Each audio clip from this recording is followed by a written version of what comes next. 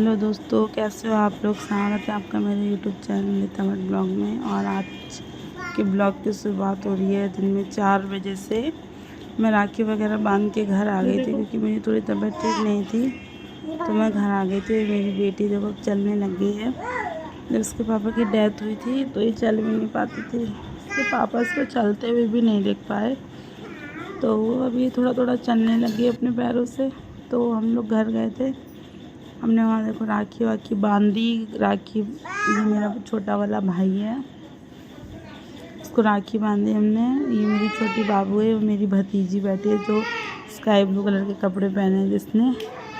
हमने राखी वाखी बांधी और फिर बड़े वाले जो मेरे से छोटा, मतलब ये सबसे छोटा है, ये मेरे से छोटा वाला भाई है, तो ये पड़ोस की एक दीदी आती हैं, उन्होंने राखी बांधी उसको।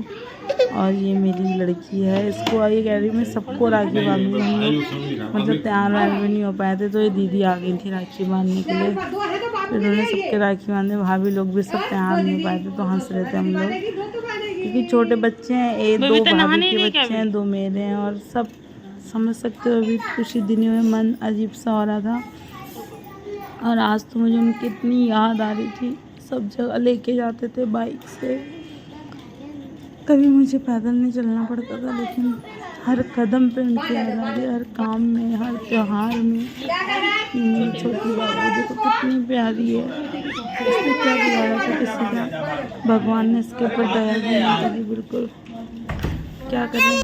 लेकिन मेरी बेटी बहुत अच्छी है। ये मेरे पड़ोस में चाची हैं, ये हम उनके दोनों बच्चों को राखी बांधते हैं। ये चाची की लड़की है कि आज जाने वाली थी अपने ससुराल, तो फिर अचानक से कैंसिल हो गया कुछ मुहूर्त वूहर्त को लेकर। तो ये उसका, ये सबसे बड़ी है, उसके बाद ये बीच वाला भाई है इसका। मैंने भी पहले इसने राखी बांधी, फिर मैंने बांधी राखी बांधने के बाद फिर ये लोग फ़ोटो वगैरह खिंचा रहे थे, फिर फ़ोटो खिंचा लिया। आज इसके बीच वाला जो मतलब जो सबसे छोटा वाला भाई है, उसका बर्थडे भी था आज, तो ये जाने वाली थी, तो ये लोग सोच रहे थे दिन में केक काट लेंगे, फिर इसका जाना कैंसिल हो गया, तो फिर अब बोले हम शाम को ही बर्थडे का केक काटेंगे। तो राखी वगैरह बांधी और मेरा खाना भी इनके ही था। खाना खाने का बिल्कुल मन नहीं था क्योंकि आज का दिन मेरे को इतना भारी लग रहा था। हर पल, हर कदम में, हर चीज़ में मुझे इसके पापा की याद आ रही थी।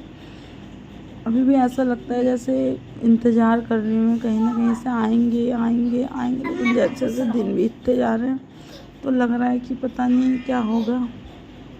ये उसका छोटा भाई जिसका बर्थडे था आज, जिसको राखी की बांधी, और मेरी तबीयत आज थोड़ी डाउन थी, तो मैंने फटाफट राखी बांधी। सिर्फ मात्र 2 पूड़ी खाई मैंने, थोड़ी सी सब्जी, बल्कि मेरे कहने पे इन लोगों ने अरबी की सब्ज़ी बनाई थी, मुझे बहुत पसंद है पूड़ी के साथ, लेकिन मुझसे खाई नहीं गई।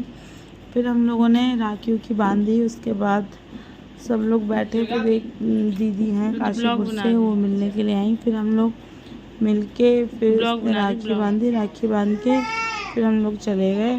फिर मैं घर आ गई शाम को बच्चों को लेके, तो थोड़ी तबीयत ख़राब थी। उसके बाद फिर मेरा भाई मुझे छोड़ गया घर तक, और ये हमारा राखी का त्यौहार ऐसे कंप्लीट हुआ।